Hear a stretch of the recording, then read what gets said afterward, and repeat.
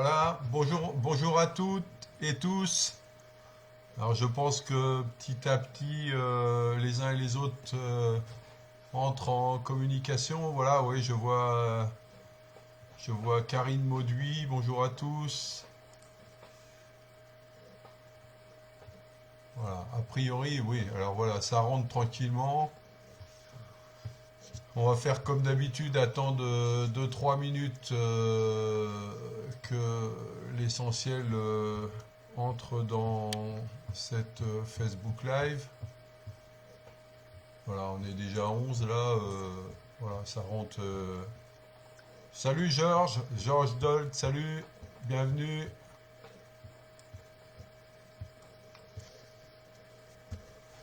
Bonjour Jennifer.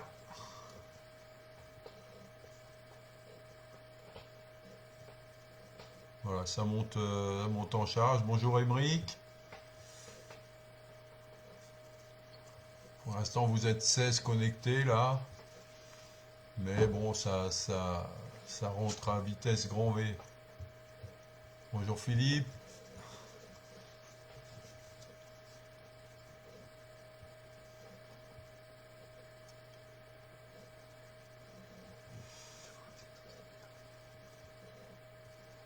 Bonjour Catherine.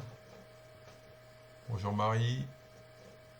Bonjour Mathis, alias Big Ben.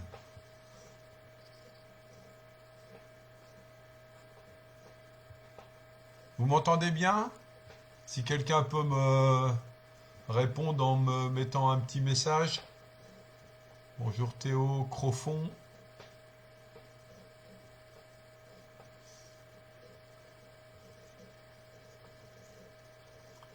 Bonjour Frédéric Trochard. Bonjour François.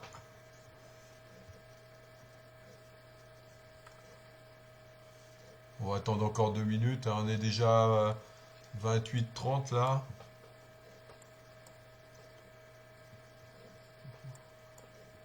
Ouais, donc me dit, Catherine me dit qu'elle m'entend bien. Bonjour Daniel. Bonjour Jordan. Bonjour Agnès. Pour l'instant, vous êtes une quarantaine de connectés là pour l'instant.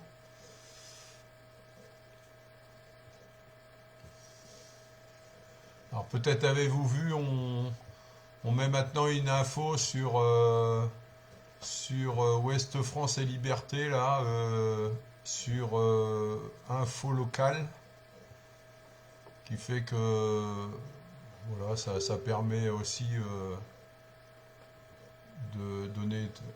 Bonjour Marie-Yvonne, Stéphanie. Alors, j'ai une première question. Question que beaucoup doivent avoir.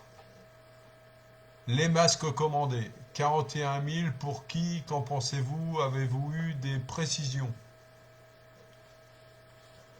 Oui, alors, concernant les masques et plus généralement, donc la réponse que j'ai eue vendredi, là, comme l'ensemble des élus, donc qui appellent enfin plusieurs commentaires, mais concernant les masques. Donc effectivement, on a appris par cette information que a priori 41 000 masques ont été commandés par la mairie, dont donc pour une facture qui approche les 60 000 euros TTC, si j'ai bien compris, ce qui est pas neutre, hein. 60 000 euros, c'est pas un dixième de la capacité d'autofinancement de Blainville, mais c'en est pas loin, hein. Je rappelle que la capacité d'autofinancement, elle est de 700 à 800 000 euros, donc 60 000 euros là-dedans, c'est pas rien. Bon, cette commande, je dirais que euh, elle est directement liée à, j'allais presque dire, l'incurie de l'État, puisqu'on voit bien, je ne sais pas si vous avez suivi la conférence de presse hier du Premier ministre, mais on voit bien que concernant les matériels, on est toujours dans une situation au niveau national où bah, finalement les matériels n'arrivent pas, quoi. Et puis l'État qui, là, est dans sa responsabilité, je dirais, régalienne de fourniture des équipements en matière de santé, bah, l'État est défaillant, très concrètement. Et finalement, on voit que ici ou là, chacun prend l'initiative dans son coin d'aller commander des masques, des matériels, des blouses, des charlottes, enfin tout ce que vous voulez. Alors c'est les régions, c'est les communautés de communes, c'est les communes, voilà. Bon, bah, c'est un vrai bazar, faut le dire comme c'est. Ça part dans tous les sens. On sent qu'il n'y a aucune maîtrise au niveau national de cette affaire-là. J'ai vu que donc pour Blainville, il y a une commande qui a été faite à Caen-la-Mer. Euh, bon, une commande quand même à 5,50 5,50 € le masque.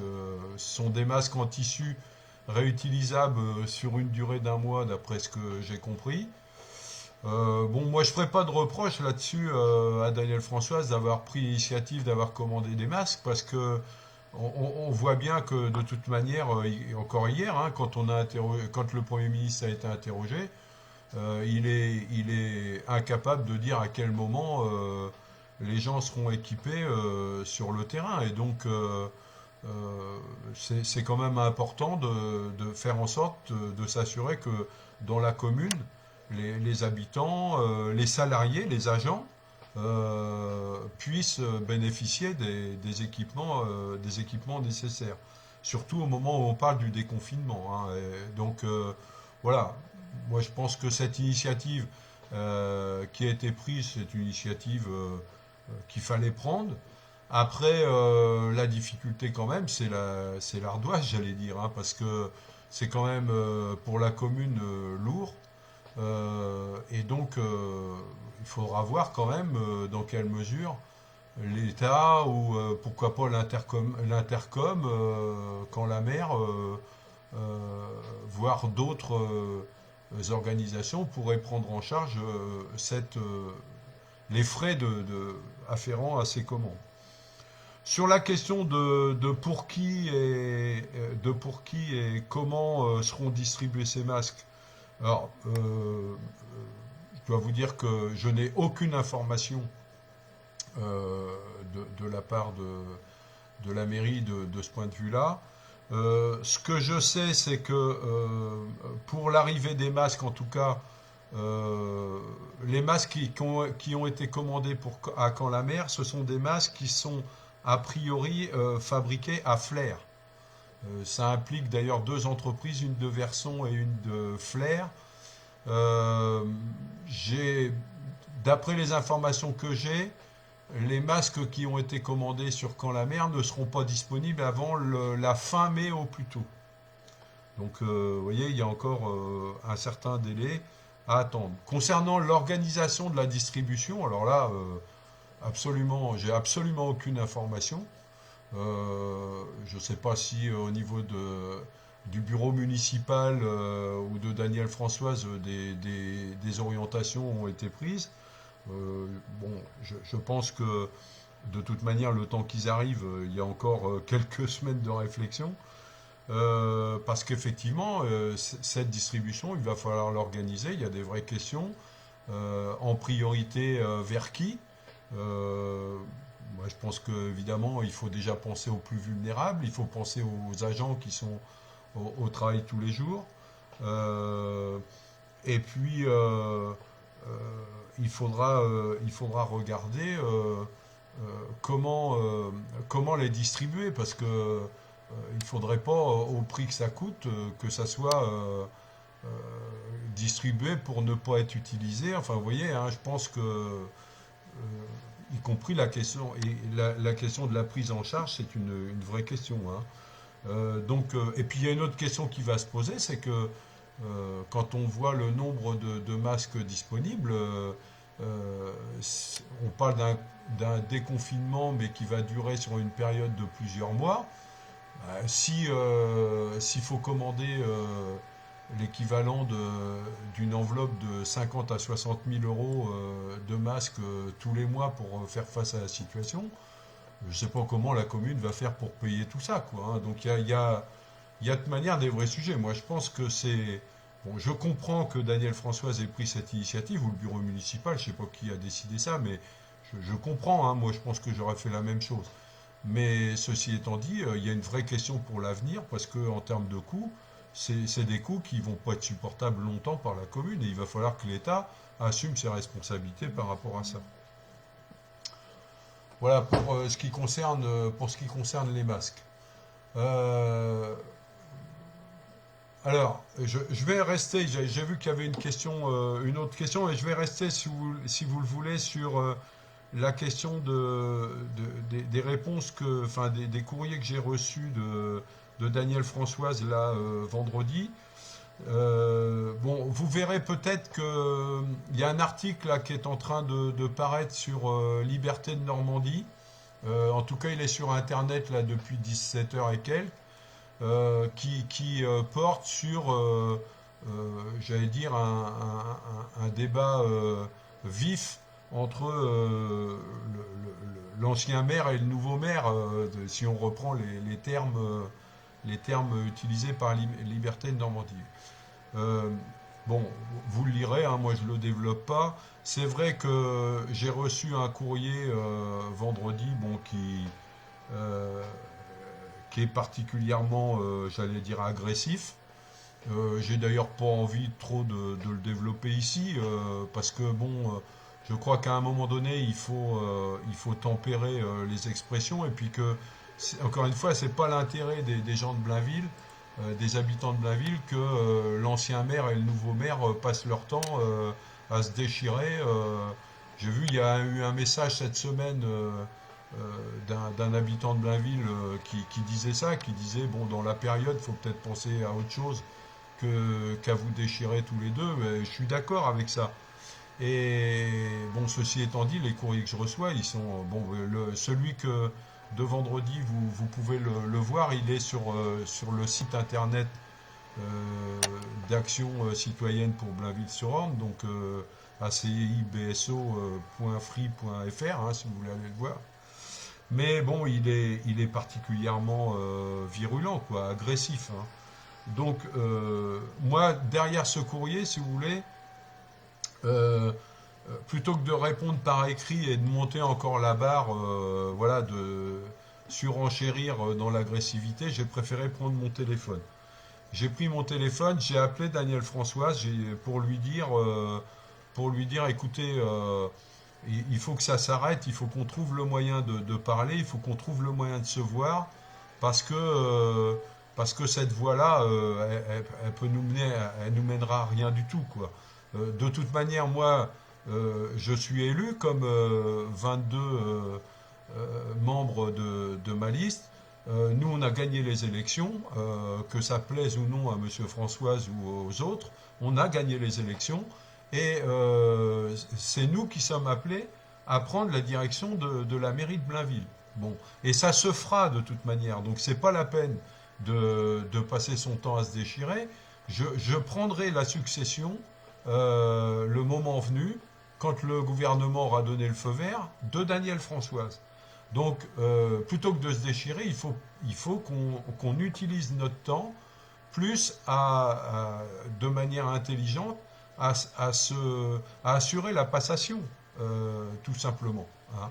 Et je l'ai appelé dans cet état d'esprit-là. C'était donc vendredi, après réception du courrier. On a été une demi-heure à peu près au téléphone. Et je lui ai rappelé quand même que si le climat s'était détérioré, c'était surtout parce que il avait refusé de m'associer dès le départ. Encore une fois, c'est pas parce que le maire est aujourd'hui dans une situation de prolongation du fait du virus qu'il doit considérer que les nouveaux élus n'existent pas. Et moi en particulier qui suis appelé à le remplacer.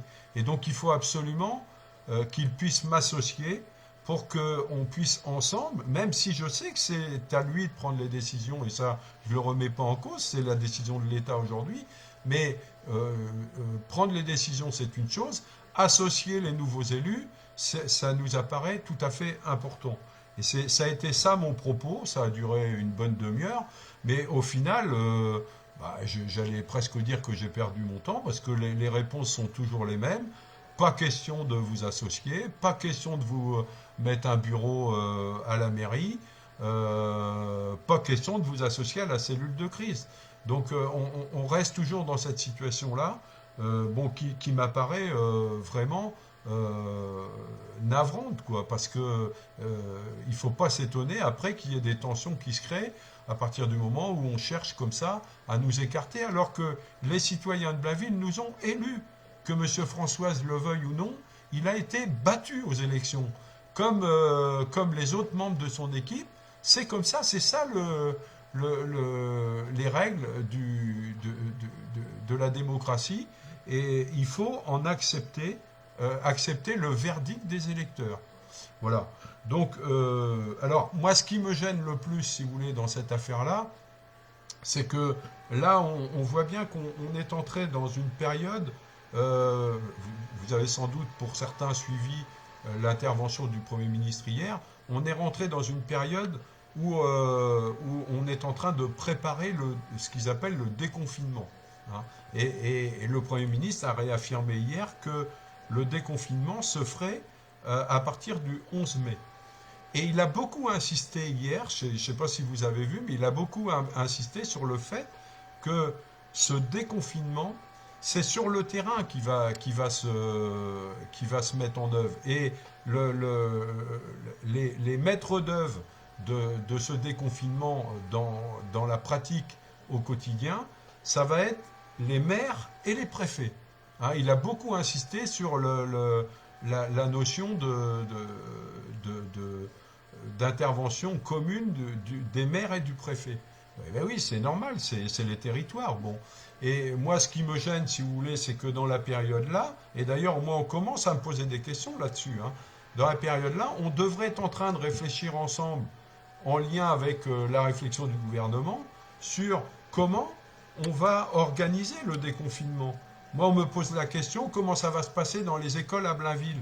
Ben oui, c'est des bonnes questions. Alors, il faut attendre quand même que l'État donne un cadre, parce que pour l'instant, il ne donne rien. Il a juste dit, encore hier, c'est le 11 mai que ça se passe, mais comment ça va se passer, on n'en sait rien. C'est quand même ce qu'il a encore dit hier. On répondra dans 15 jours, dans 8 jours, bon, mais avant la fin du mois, on vous donnera des indications, mais aujourd'hui, l'État ne donne aucun cadre. Bon, donc c'est pas les maires et les préfets sur le terrain qui vont définir en lieu et place de l'État quel est le cadre national dans lequel ce déconfinement va se faire. Mais ceci étant dit, une fois qu'on va disposer d'un cadre, il va bien falloir qu'on discute en pratique, parce que chaque commune est différente, chaque territoire est différent, comment pratiquement on va organiser les affaires. Et je rappelle que les communes sont les premiers, sont les responsables, hein, des maternelles et de l'école primaire. Hein. Ça, c'est notre responsabilité avec les enseignants, les parents d'élèves, etc., que d'organiser ces affaires-là. Donc, moi, si vous voulez, ce qui me gêne au jour d'aujourd'hui, c'est que si ça continue, je vais constater que les choses vont se décider en dehors de nous, et que le moment venu, parce que moi j'ai bien compris aussi que l'État est en train de dire en gros qu'on va probablement vers une installation des nouveaux conseils municipaux aux alentours du 14, du 15 mai. Hein. C'est-à-dire c'est ce que disait la loi du 23 mars. Elle disait au 10 mai, il y aura un bilan de fait avec les scientifiques, et si le bilan est favorable, dans la semaine qui suit, donc ça veut dire en gros le vendredi 15 mai, les conseils municipaux qui ont été élus au premier tour s'installeront. Et moi, ce que j'entends, y compris des interventions du gouvernement, c'est que cette loi-là, elle s'applique. Donc, je pense qu'on va vers une installation du conseil municipal le 15 mai. Alors, imaginez un peu la situation. Préparer le déconfinement avec quelqu'un qui aujourd'hui joue les prolongations dans le cadre d'une décision de l'État, qui met à l'écart le nouveau maire et son équipe pendant qu'il travaille ces sujets-là. Nouveau maire et son équipe qui, arrivant le 15 mai, va devoir mettre en œuvre des décisions dont il n'a même pas la maîtrise, dont il n'a même pas la connaissance. Ben moi je dis ça, c'est pas possible. Je dis que le déconfinement étant à l'ordre du jour, il faut absolument que nous soyons associés, impliqués dans la réflexion et dans la prise d'orientation concernant les règles qui vont s'appliquer à Blainville dans le cadre du déconfinement, que ce soit à l'école ou ailleurs. Ça, c'est quand même des sujets, je pense, importants. Et je peux vous dire on a déjà reçu des messages de parents d'élèves qui m'interrogent très concrètement pour me demander comment ça va se passer à l'école primaire à Blainville à partir du 11 mai. Ben, aujourd'hui, je ne sais pas répondre, évidemment. Daniel Françoise non plus, c'est normal, parce que encore une fois, l'État ne donne pas le cadre. Mais je considère que ça n'est pas possible qu'on continue à être mis à l'écart et que le moment venu, le 15 mai, on nous dise bah, c'est comme ça que ça se passe, vous n'avez pas participé, tant pis pour vous, découvrez et mettez en œuvre ce que les autres ont décidé pour vous. Ça, c'est pas possible. Voilà. Donc, si vous voulez, moi je dis une chose par rapport à la situation de tension qui existe aujourd'hui. Puisque c'est comme ça, puisqu'on ne peut rien demander ni à Daniel Françoise, ni à l'équipe qui est sortante, là, qui est au bureau municipal, etc., eh bien, je ne ferai plus de courrier à ces gens-là. Je ferai simplement des demandes très concrètes, sans autre commentaire. J'espère qu'ils répondront au moins à ces demandes qu'on formule, mais je ne prendrai plus d'initiative d'essayer de réfléchir avec eux par l'intermédiaire des courriers, puisque c'est la formule qui m'est imposée, parce que voilà, on n'arrive à rien, et finalement, moi je ne souhaite pas, si vous voulez, que cette tension qui existe continue à se développer. C'est pas l'intérêt des gens de Blainville, et donc voilà, moi je vais pratiquer comme ça. Je remonterai les questions qu'on me pose sans autre commentaire, et puis j'attendrai que le conseil municipal actuellement en place nous réponde. Alors, je précise quand même que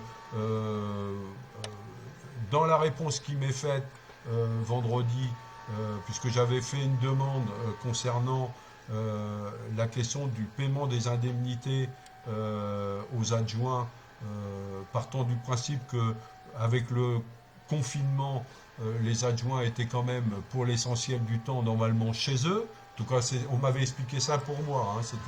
On m'a expliqué qu'on ne m'associait pas parce que c'était pour ma santé il fallait me confiner. Bon, je pense que ça a été la même chose pour les adjoints. Ça veut dire que quand même les adjoints, ils n'ont pas passé l'essentiel de leur temps à s'occuper de la commune. Ils ont été confinés comme tout le monde. Et donc, sur la question de l'indemnité, ils pouvaient faire un geste de solidarité en direction de ceux qui sont le plus en difficulté.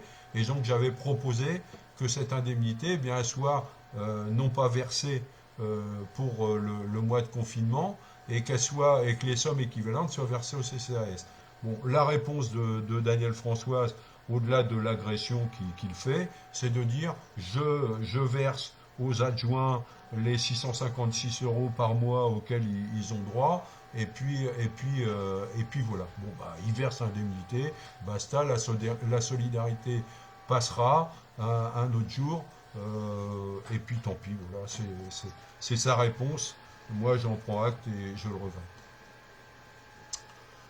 Alors, bah oui, on me dit, Annick Bourris me dit, il faut informer le préfet qu'il refuse de vous associer. Est-ce légal?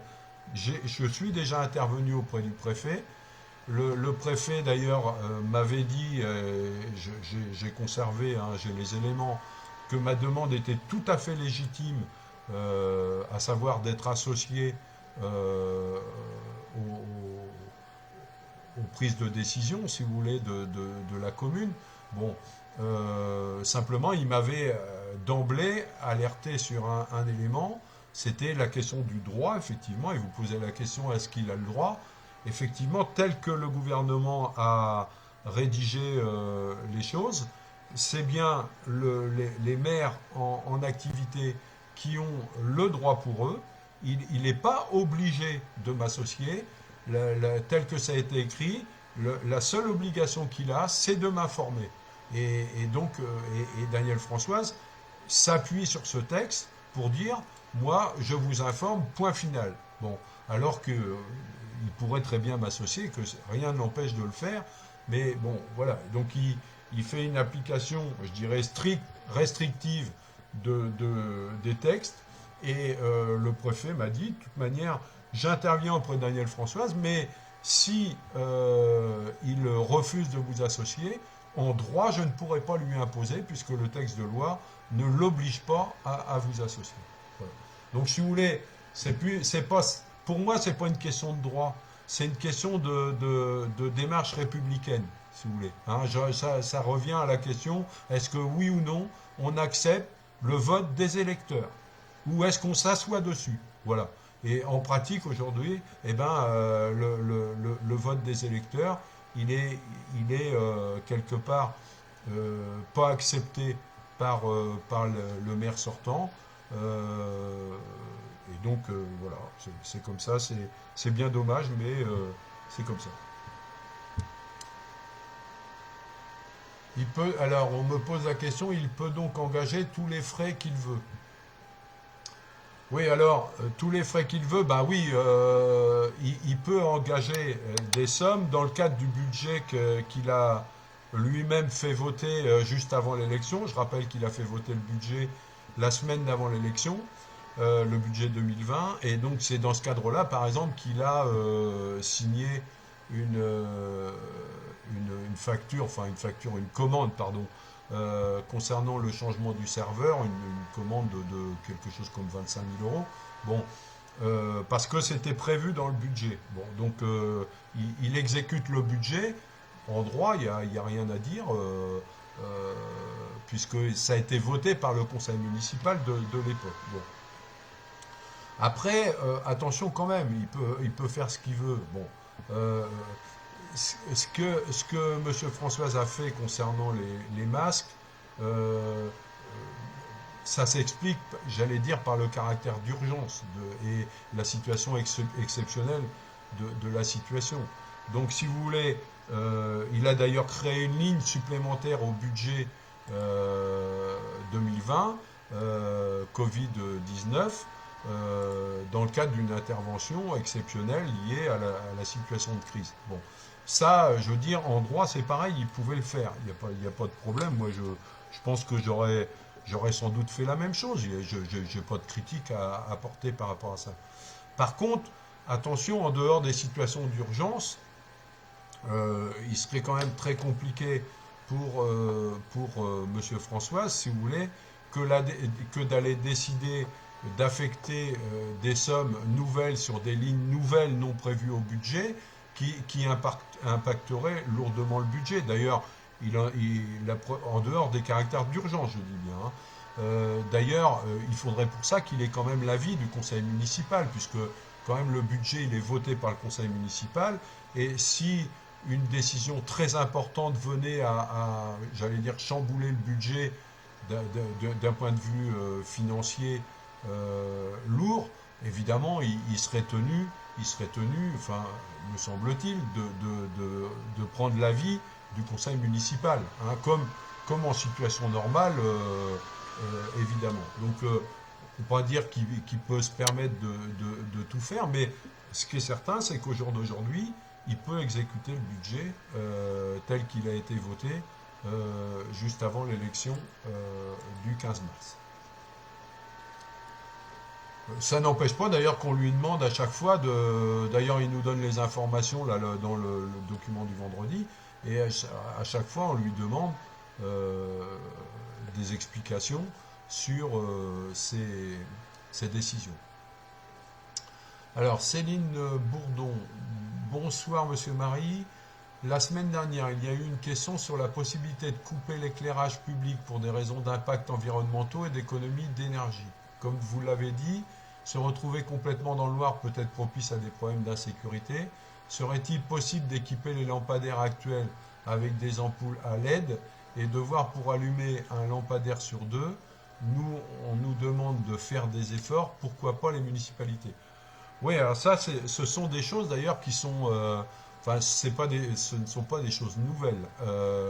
Les équipements des lampadaires, si vous voulez, ont beaucoup évolué avec le temps, et on sait qu'en matière de consommation, de toute manière, la consommation est moins importante, et il y a des choses qui se sont faites dans ce domaine-là. Après, aller plus loin, évidemment, et c'est vrai que sur la réflexion qui a été posée la semaine dernière, pour en avoir échangé avec quelques-uns des autres élus de ma liste, on peut quand même se dire que dans la situation de confinement actuelle, euh, il y a très peu de monde le soir sur les routes, évidemment, comme dans la journée, mais encore moins le soir. Et c'est vrai que prendre une mesure comme celle-là, peut-être que finalement, ça, au-delà des risques de vol, mais on a vu aussi hein, les statistiques qui sont en train de s'écrouler complètement concernant le nombre de vols en France, du fait de la situation de confinement, il y a beaucoup moins, je crois que c'est de l'ordre de 40% de moins de vols actuellement qu'en période habituelle, si vous voulez. Hein.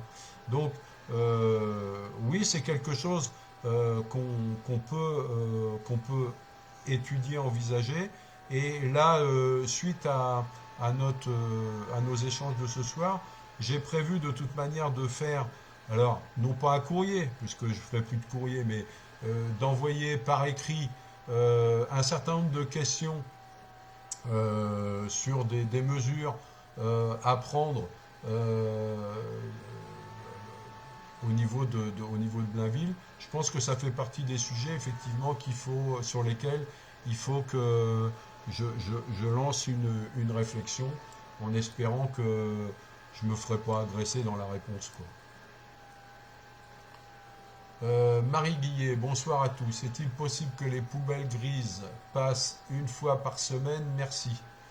Alors, les poubelles grises, bon, si vous voulez, il faut qu'on fasse attention. On est encore dans une période de confinement et il faut trouver un bon compromis. Je pense que actuellement, le compromis sur les poubelles grises, donc les poubelles, les ordures ménagères, le compromis qui a été trouvé une fois toutes les 2 semaines n'est pas un mauvais compromis, me semble-t-il.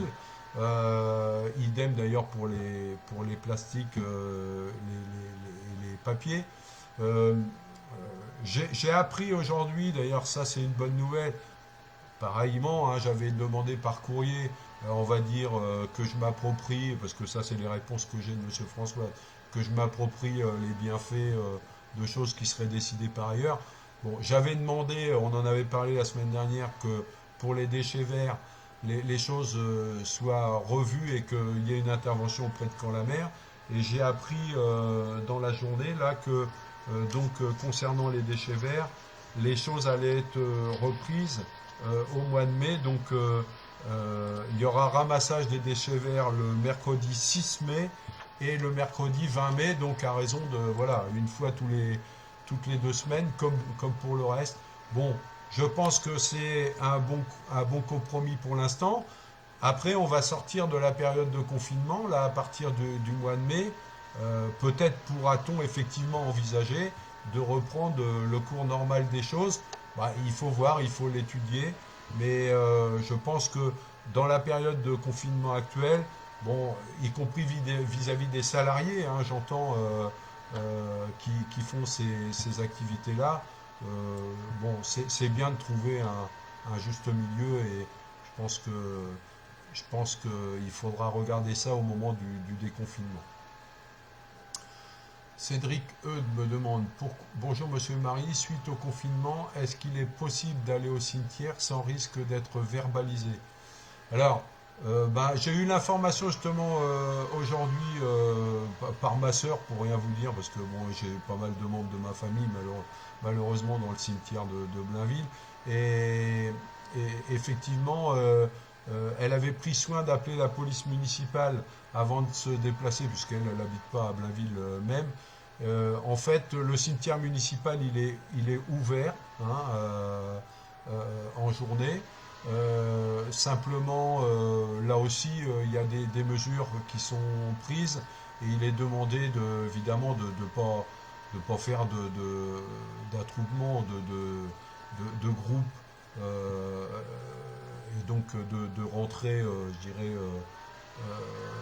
plutôt un par un, enfin, vous voyez, au cimetière. Mais le cimetière, a priori, sur les informations que j'ai, il est ouvert.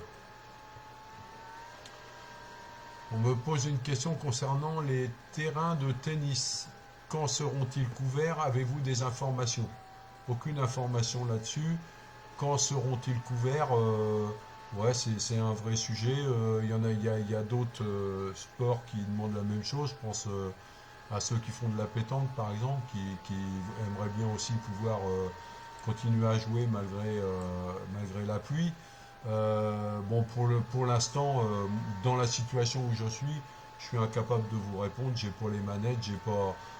On a essayé d'entrer en contact avec les responsables de sections sportives de l'USMB.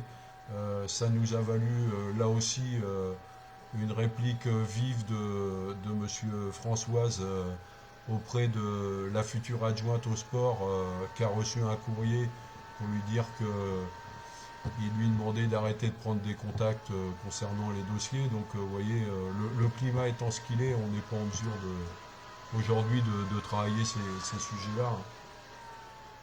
Euh, voilà ce que je peux répondre pour le moment.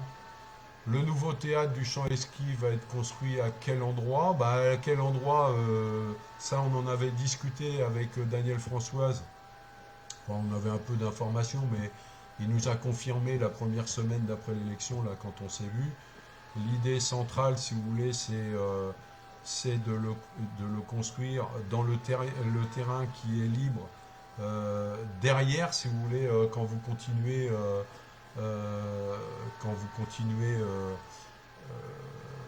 derrière le terrain qui est libre, là où se trouve Joliot-Curie, quoi, hein, qui se trouve au bout, là, derrière. Donc, il a été prévu, c'est a priori un accord qu'a proposé Daniel Françoise à Caen-la-Mer. Il a été prévu de donner ce terrain contre l'euro symbolique, si vous voulez, et en contrepartie, Caen-la-Mer installant, construisant le nouveau théâtre du Champ-Esquis, qui est, je le rappelle, une scène nationale, hein, donc qui est quand même un théâtre important. Mais voilà, je sais que c'est pas simple d'ailleurs, que tout n'est pas réglé, mais y compris quand la mer, mais pour l'instant, j'ai pas de nouveau là-dessus. On n'a pas pu investir non plus ce dossier de toute manière, y compris dans la situation de crise actuelle. Bon, je dirais, j'allais dire d'autres urgences, des urgences qui s'imposent et qui vont s'imposer, vous en doutez bien, j'en ai parlé un peu la semaine dernière, qui font qu'à un moment donné, il va falloir ensemble qu'on se mette d'accord sur ce que sont les priorités, hein, pour la commune. Euh, alors, Audrey me pose la question. Bonsoir. Concernant le football, avez-vous des informations concernant la montée des seniors A en Régional 3? Ouais, ben j'ai eu une information dans la journée là d'un procès verbal du district qui serait tombé dimanche, qui contredit ce qui a été annoncé sur Ouest France dans le prolongement de la décision de la Fédération française de football d'arrêter les championnats amateurs et donc de définir comment seraient déterminées les montées et les descentes. Donc dans un premier temps, l'information c'était que Blainville finalement montait en Régional 3, et il semblerait que les règles aient été modifiées, ou en tout cas revues depuis, et que a priori l'équipe B de Temps qui ne pouvait pas monter parce que sa première était dans le championnat du dessus, va pouvoir monter parce que la première de Temps va aussi pouvoir monter dans le championnat du dessus. Bon, ben ça c'est une info à confirmer, mais il semble bien, en tout cas les nouvelles d'aujourd'hui sont pas bonnes. Sont pas bonnes. Bon, on va essayer d'avoir plus de précision. Bonsoir, je passe régulièrement dans le petit chemin à côté du Leclerc entre les nouveaux lotissements et pavillons existants. Oui, dès qu'il y a un peu de vent, les plaques de polystyrène volent car les ouvriers ne les rangent pas. C'est écologiquement désastreux. J'en ai parlé à la police municipale qui veut faire intervenir les employés municipaux. Ce n'est pas normal. Ben oui, c'est pas normal, c'est pour les employés municipaux de régler ça. C'est aux promoteurs de faire respecter la propreté et le ramassage des déchets. Pouvez-vous intervenir pour éviter que ces déchets polluants ne se dispersent? Moi, je découvre ce problème, donc je prends bonne note du sujet. Je vais essayer d'avoir plus d'informations si on veut bien m'en donner. Et puis, le cas échéant, évidemment, si ce qui est dit là est confirmé, il n'y a pas de raison que ce soit les employés municipaux qui aillent ramasser ces plaques-là en lieu et place des entreprises qui les utilisent, hein. Donc, bon, je vais me renseigner. Euh, oui, bon, là, Madame Kouasny me demande si Daniel Françoise a prévu d'équiper les Blainvillais de masques avant le 11 mai. Il a passé la commande, hein. Il a passé 3 commandes, donc je crois pour l'équivalent de 40 000 masques. Mais ce que je sais, c'est que les masques, en tout cas ceux commandés à Caen-la-Mer, les masques en tissu, là, ils ne seront pas disponibles avant fin mai. Donc ça m'étonnerait que... Alors, il y a une autre question que je me suis posée d'ailleurs, parce que pour avoir discuté avec un autre maire de l'agglo canaise, c'est qu'est-il advenu des masques qui avaient été alloués dans les communes au moment de la crise sanitaire du H1N1.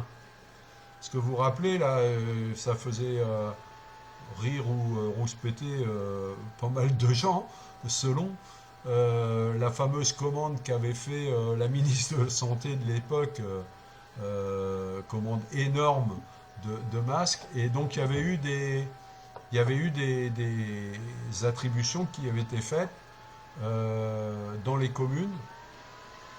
Je sais que certaines communes les avaient encore et les ont encore, donc les ont utilisées. Euh, à Blainville, je ne sais pas. C'est une question que je me pose. Qu'est-ce qui avait été fait de la dotation qui avait été remise à l'époque? Mais parce que s'il y en a une, alors ils sont a priori périmés, mais vous savez, c'est avec des masques périmés que les infirmières, les aides-soignantes, etc. ont travaillé et peut-être même travaillent encore.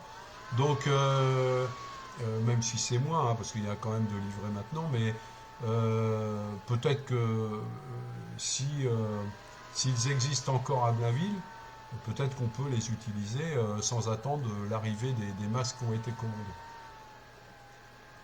Sonia Poirier me demande combien sommes-nous d'habitants à Blainville, car la commande passée contient 6 000 masques à usage grand public et 35 000 masques chirurgicaux, masques utilisables uniquement 4 heures. Oui, c'est ça. C'est ça. Combien sommes-nous à Blainville? On est 5800, on va dire, hein, au dernier recensement pour vous donner un compte. Donc 6000 masques en tissu, c'est un masque par personne, valable un mois grand maximum.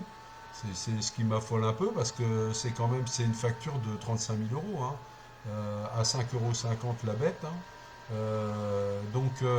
S'il faut commander ça tous les mois, je ne sais pas comment on fait, hein, mais je peux vous dire que le budget de Blainville, il fera pas la soudure et qu'à un moment donné, on ne pourra pas comme ça continuer à faire à la place de l'État ces investissements-là, quoi, hein, si on peut appeler ça des investissements, en tout cas Investissement pour la santé, on va dire. Donc, oui, oui, les commandes qui ont été faites sont des commandes qui ne dureront pas longtemps, hein, c'est évident. Donc, ça veut dire il va falloir se fournir en nouveaux, enfin, en masques supplémentaires dans les mois qui viennent si le déconfinement dure plus longtemps et si le port de masque devient obligatoire, parce qu'on parle aussi de ça. Alors, San Marco me demande, suite aux publications sur Facebook du maire en place, vous auriez l'intention de créer un poste de directeur de cabinet qui aurait un coût supérieur à 50 000 euros. Vous avez été élu sur un programme qui n'indique nulle part ce projet coûteux, sachant que notre proposition numéro 1 est de désendetter et que votre proposition numéro 1 est de désendetter la commune. Vu l'état des finances selon votre constat, c'est totalement incohérent, voire incompréhensible. Je peux comprendre qu'une mairie d'une ville à la dimension de Caen puisse s'attacher les compétences d'un directeur de cabinet, mais à Blainville-sur-Orne, commune comprenant environ 5600 habitants, cela ne semble pas réellement très judicieux, même si vous estimez probablement qu'il peut vous être utile. Alors, bon, je lis pas l'intégralité de la question, j'ai bien compris, mais je lis la fin. Alors, et dans ce cadre de la transparence, avez-vous d'autres projets qui n'ont pas été inscrits dans votre programme, que vous avez l'intention de mettre en application pendant la durée de votre mandat? Merci, Monsieur le Maire, d'apporter aux citoyens blainvillais participant au Facebook Live toute clarification. D'accord. Bon. Alors, là, vous voyez, Daniel Françoise, il est vraiment pas sympa parce que très franchement, vous savez, ce que je vais vous dire là, ça s'est passé devant le directeur général des services, d'accord? Moi, je veux bien le prendre à témoin parce que quand même, et en présence de Monsieur Philippe Braud et de Marie Réfuveil. Je parle sur leur contrôle parce que bon, il y a quand même, enfin bon. Daniel, ce que j'ai dit à Daniel Françoise d'abord, c'est qu'il n'était pas question pour moi d'embaucher un directeur un directeur de cabinet. Bon, j'ai pas besoin de directeur de cabinet, c'est pas le sujet. Le sujet, et on en a discuté avec lui, et il nous a dit, il a reconnu, si vous voulez, qu'il comprenait tout à fait notre démarche et qu'il était d'accord avec. Vous voyez, comme quoi, bon, après on dira que, mais écrire ce qu'il a écrit, c'est pas correct, franchement. Et encore une fois, je le dis parce qu'on a eu la discussion devant le directeur général des services. Bon. En fait, si vous voulez, le problème que j'ai, c'est que je suis élu à la tête d'une équipe dont la majorité des élus sont des élus qui vont réaliser leur premier mandat municipal. Et vous doutez, alors ça arrive, c'est arrivé à Daniel Françoise quand il a été élu la première fois, hein. Et ça arrive, c'est le renouvellement, c'est normal. Mais quand vous vous trouvez dans une situation comme ça, si vous voulez, vous avez besoin d'accompagner les nouveaux élus pour vous assurer qu'ils soient mis en situation d'assumer correctement leur mandat et que concernant leurs besoins, que ce soit leurs besoins de formation, mais que ce soit leurs besoins par rapport à leurs attentes personnelles, si vous voulez, qu'on puisse y répondre pour que progressivement ils prennent toute la mesure de leurs nouvelles responsabilités. C'est pas rien d'être élu municipal, hein, et quand vous êtes élu, ben, vous avez à intégrer toute la dimension de cette responsabilité. Et ça va se faire progressivement dans le temps, comme pour toute nouvelle équipe. Et moi, ce que j'ai prévu, si vous voulez, dans ce cadre-là, c'est de mettre en place un coaching, pour être très concret, des adjoints et des nouveaux élus, mais en particulier des adjoints. Les adjoints, c'est une équipe, le bureau municipal, c'est une équipe de 11 personnes. Pour leur permettre à la fois pour qu'on puisse avec eux faire l'inventaire de leurs besoins en matière de formation, etc., construire le plan de formation, répondre à leurs attentes et leur permettre de monter en charge progressivement. Et ce que j'ai dit à monsieur François, c'est que j'avais prévu effectivement de m'attacher le concours d'une personne pour jusqu'au 31 décembre, dans le cadre d'un CDD, pour m'assurer que pendant les premiers mois, ces nouveaux élus ne soient pas lâchés dans la nature, mais soient bien accompagnés par, j'allais dire, ce coach, en plus de l'accompagnement que moi, je leur apporterai. Donc, voilà ce que concrètement, j'ai décidé d'essayer de mettre en place. Il n'y a rien d'original dans ce que je fais, je dirais, c'est un devoir de responsabilité, à la fois vis-à-vis des élus, mais aussi vis-à-vis des citoyens, parce qu'il faut qu'on fasse le boulot et qu'on le fasse correctement. Et il faut que progressivement, l'ensemble des élus prennent toute la dimension de leur responsabilité. Voilà. Daniel Françoise m'a d'ailleurs confirmé qu'il comprenait tout à fait cette démarche et qu'elle était tout à fait juste.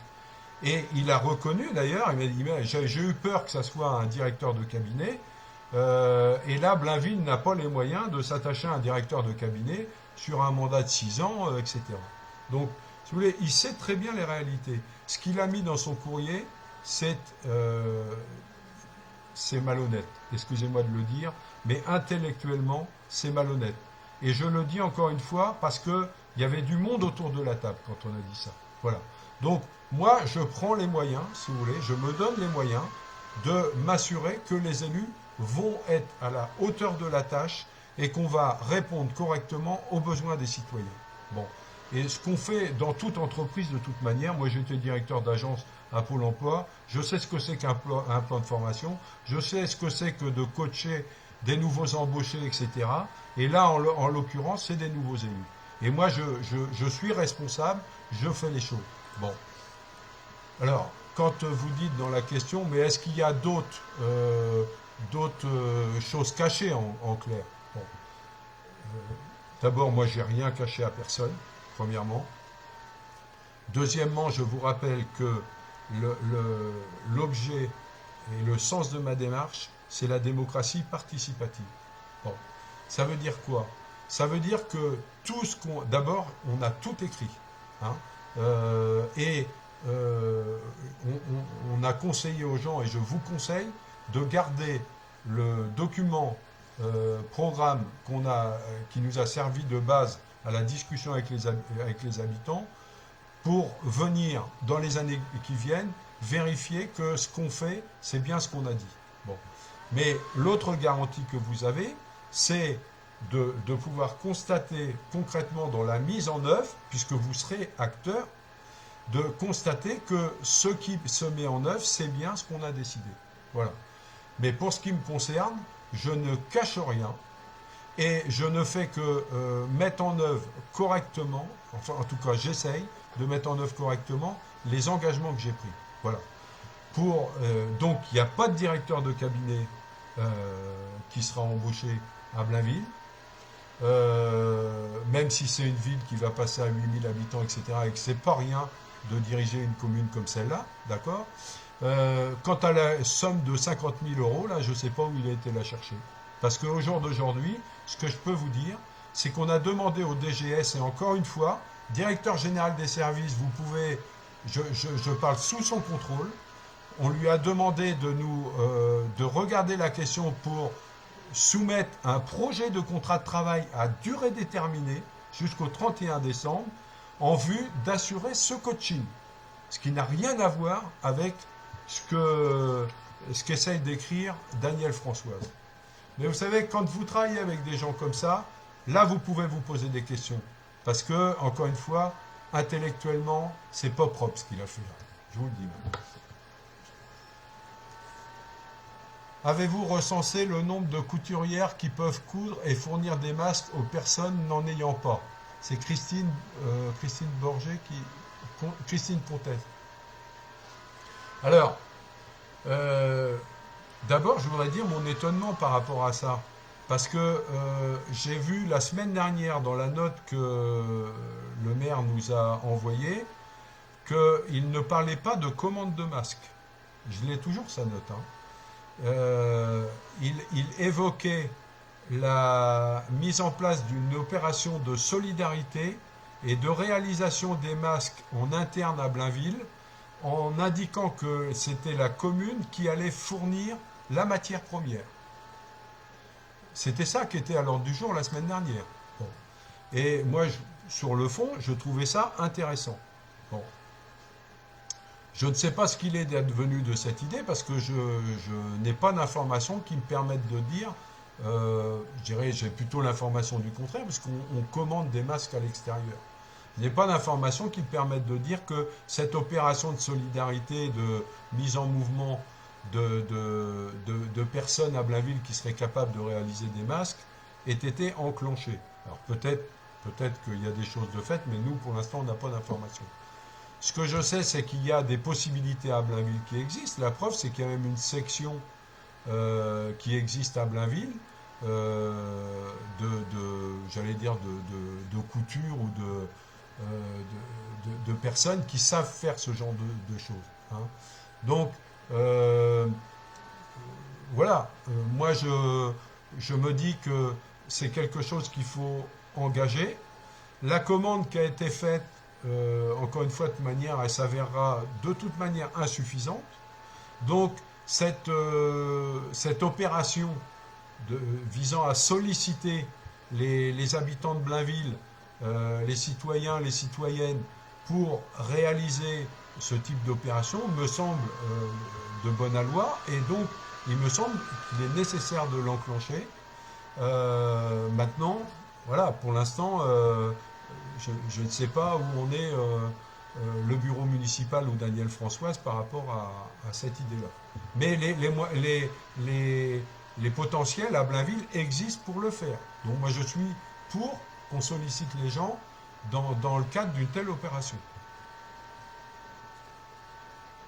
Bruno Gelmetti. Je rebondis sur les propos de Christine Comtesse. Ah bah oui, bon, la commune ne manque pas de couturières et nous avons une association bien efficace. Ouais, les petites mains, effectivement, je pensais à cette association. À qui il ne manquerait que du tissu et des élastiques, merci. Moi, je ne sais pas, j'invite cette association à prendre contact avec Daniel Françoise pour demander si il est toujours dans l'esprit ou dans l'idée de solliciter pour le faire. Mais je crois qu'on peut lancer des choses intéressantes dans ce cadre-là.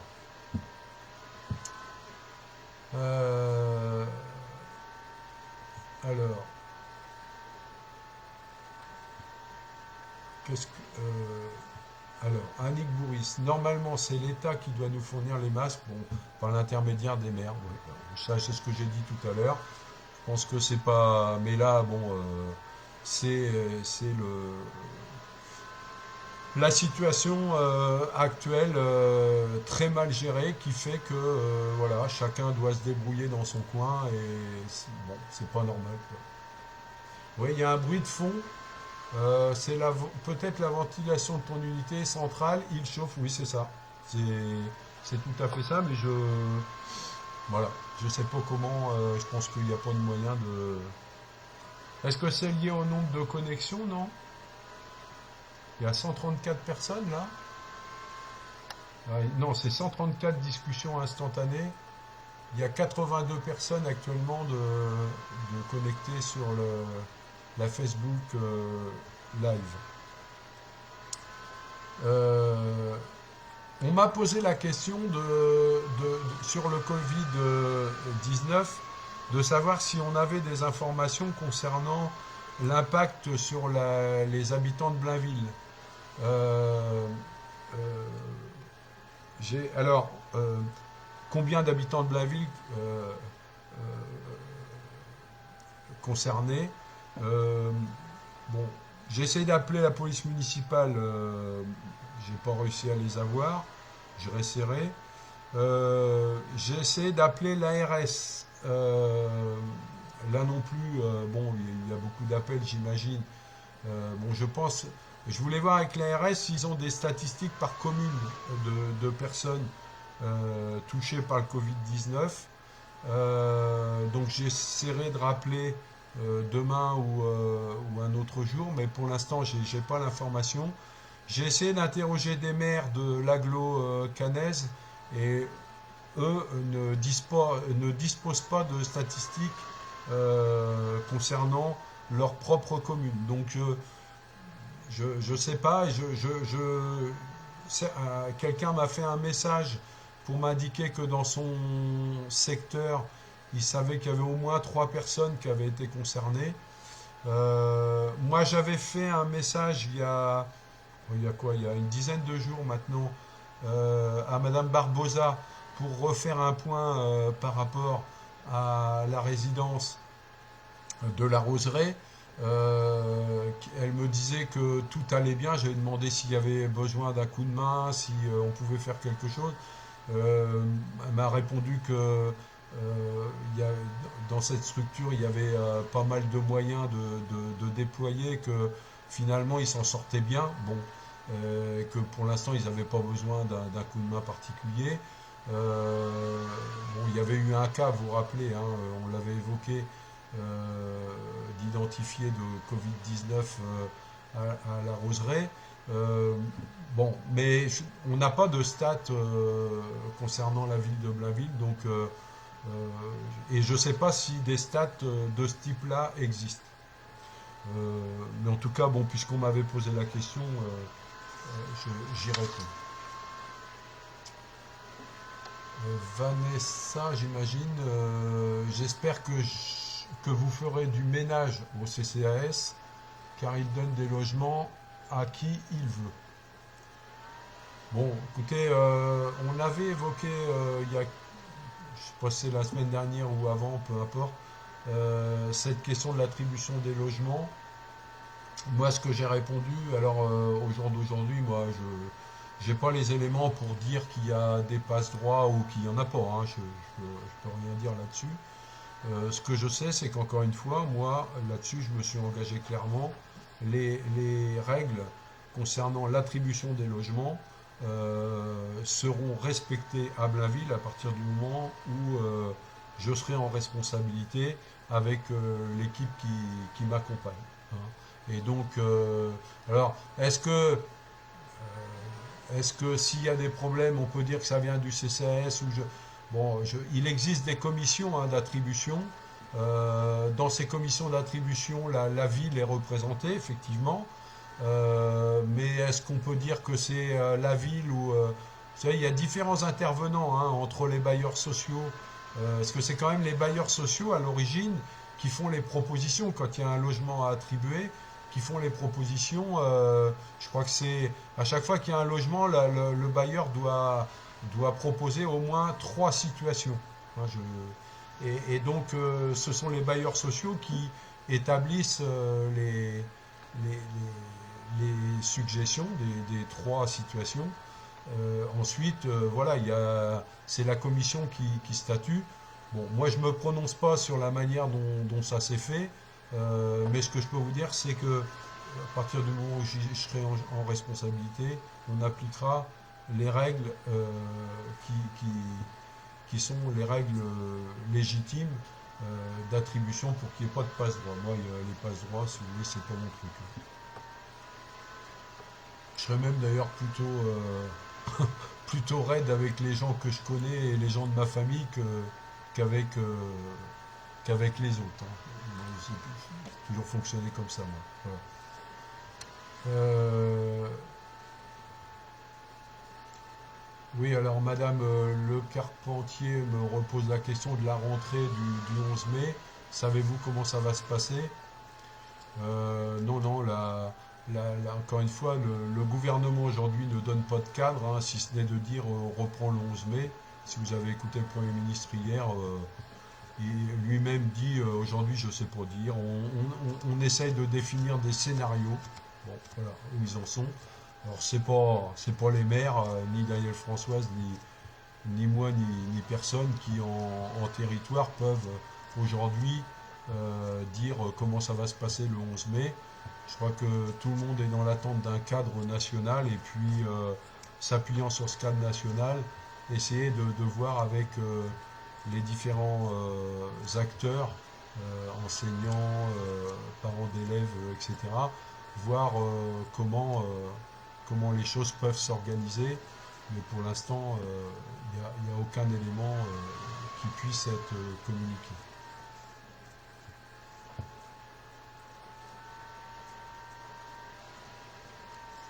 Euh, qu'est-ce qu'on qu'est-ce qu'on a d'autre comme question?